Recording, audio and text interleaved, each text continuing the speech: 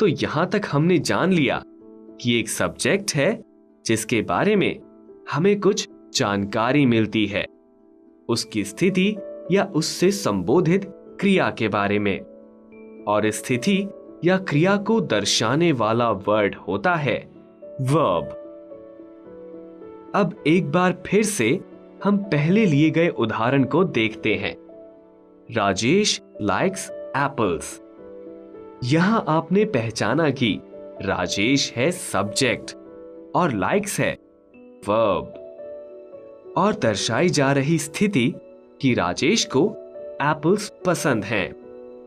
अब इस स्थिति में राजेश के साथ भागीदार एप्पल्स भी तो हैं।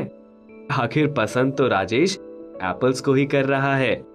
तो किसी प्रीडिकेट का एक और महत्वपूर्ण हिस्सा होता है वह एंटाइटी, जो कि सेंटेंस द्वारा दर्शाई गई क्रिया या स्थिति का भागीदार होता है, और इस एंटाइटी को हम कहते हैं ऑब्जेक्ट्स।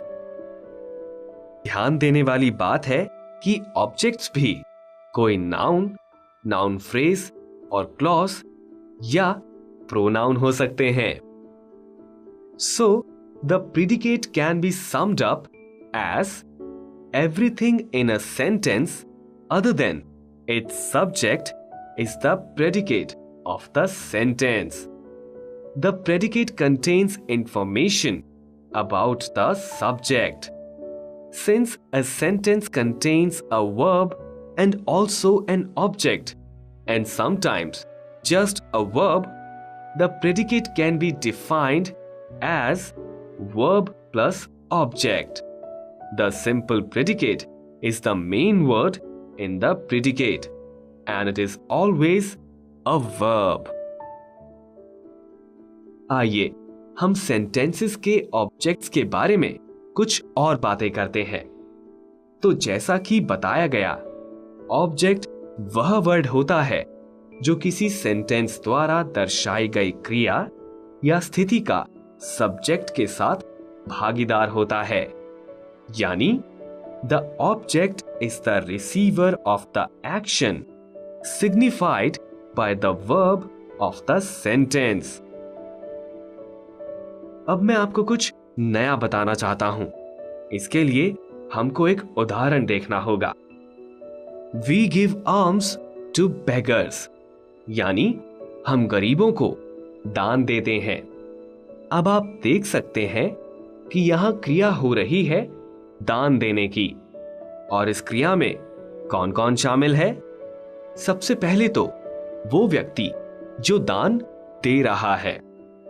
फिर हम देख सकते हैं कि दान वह वस्तु है जिसे दिया जा रहा है, और यह भी देखिए कि दान किसे दिया जा रहा है। दान दिया जा रहा है गरीबों को। तो यहां सब्जेक्ट वी के अलावा क्रिया के दो और भागीदार हैं, आर्म्स और बेगर्स।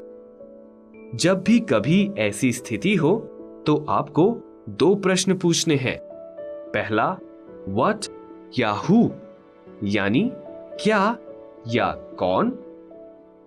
इस सेंटेंस के संदर्भ में प्रश्न है कि क्या दिया जा रहा है।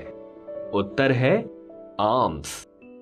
और दूसरा प्रश्न है टू whom या फॉर whom या फॉर what, यानी किसको या किसके लिए।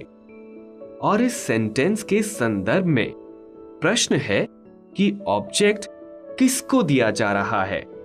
उत्तर है बेगर्स को। इन्हीं प्रश्नों के हिसाब से ऑब्जेक्ट्स दो प्रकारों में बांटे जाते हैं। जिन ऑब्जेक्ट्स के लिए प्रश्न पूछा जा सके, व्हाट या हु, वह कहलाते हैं डायरेक्ट ऑब्जेक्ट्स। और जिन ऑब्जेक्ट्स के लिए प्रश्न पूछा जा सके, फॉर whom या फॉर what या टू who, वह कहलाते हैं इनडायरेक्ट ऑब्जेक्ट्स।